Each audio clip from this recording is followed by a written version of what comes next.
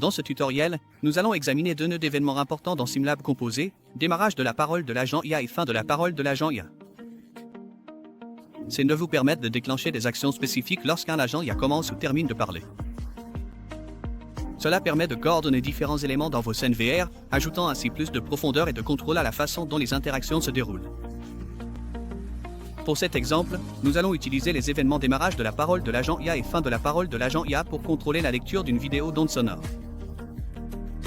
Lorsque l'IA commence à parler, l'événement démarrage de la parole de l'agent IA déclenchera la lecture de la vidéo, et lorsque l'IA arrête de parler, l'événement fin de la parole de l'agent IA arrêtera la vidéo et la remettra au début.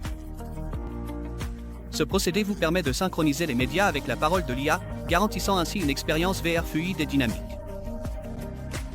Commençons maintenant. Tout d'abord, ouvrez votre projet dans SimLab Composé, puis accédez au générateur de formation. Ensuite, faites un clic droit pour ouvrir la fenêtre de la liste des nœuds, puis recherchez l'événement démarrage de la parole de l'agent IA. Dans le champ de saisie du nom de l'agent IA, spécifiez l'agent IA pour lequel vous souhaitez déclencher cet événement.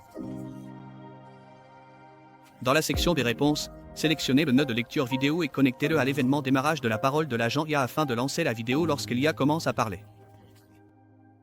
Ensuite, faites un clic droit pour ouvrir la fenêtre de la liste des nœuds, puis recherchez l'événement fin de la parole de l'agent IA. Dans le champ de saisie du nom de l'agent IA, spécifiez l'agent IA pour lequel vous souhaitez déclencher cet événement.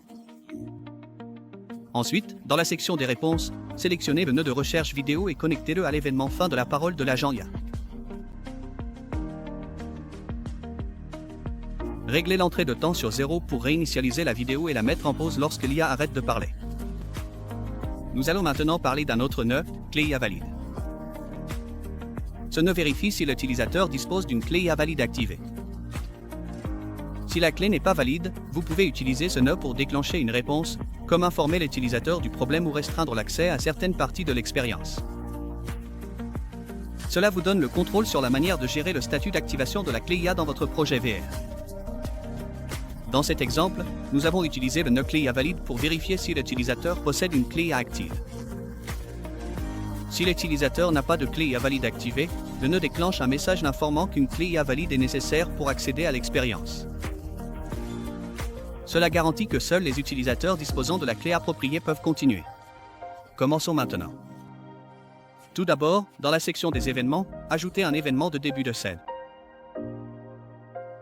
Ensuite, dans la section des réponses, sélectionnez le nœud clé IA valide. Puis faites un clic droit pour ouvrir la fenêtre de la liste des nœuds, recherchez branche et sélectionnez-le. Connectez la sortie résultat du nœud clé IA valide à l'entrée condition d'une branche. La sortie false est déclenchée lorsque le résultat du nœud clé IA valide est faux, ce qui signifie que l'utilisateur ne possède pas de clé IA valide. À partir de là, connectez-la au nœud affiché masqué et attachez le message que vous souhaitez afficher pour informer l'utilisateur qu'il ne possède pas de clé IA valide. Testons maintenant. Bienvenue. La direction de l'école recueille actuellement les avis des élèves et des enseignants sur une question importante: les écoles doivent-elles passer à une semaine de 4 jours ou continuer avec une semaine de 5 jours? C'est un débat important, car les deux options présentent des avantages et des défis. Aujourd'hui, nous allons explorer ces idées et entendre différents points de vue sur le sujet. Plongeons dans la discussion. Êtes-vous prêt à partager vos idées et à commencer le débat?